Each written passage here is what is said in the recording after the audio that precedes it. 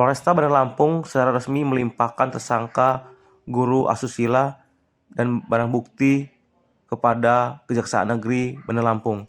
Kasih-Humas Polresta Bandar Lampung AKP Agustina Nilawati mengatakan pihaknya secara resmi hari ini telah melimpahkan tersangka beserta barang bukti kepada pihak kejaksaan.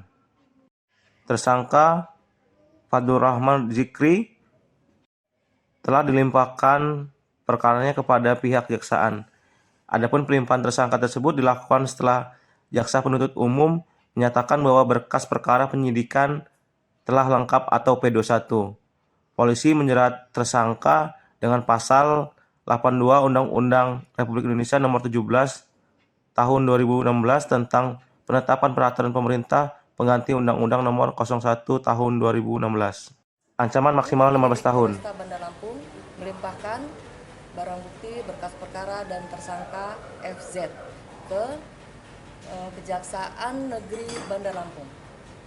Jadi berkas sudah dinyatakan P21 ya? Sudah P21, sudah dinyatakan lengkap. Jadi hari ini langsung kita bawa? Hari ini langsung kita bawa ke Kejaksaan. Limpahan tahap 2. Sekarang tersangka lagi dicek dulu kesehatannya. Ya, dicek dulu kesehatannya. Baik, cukup. Terima kasih.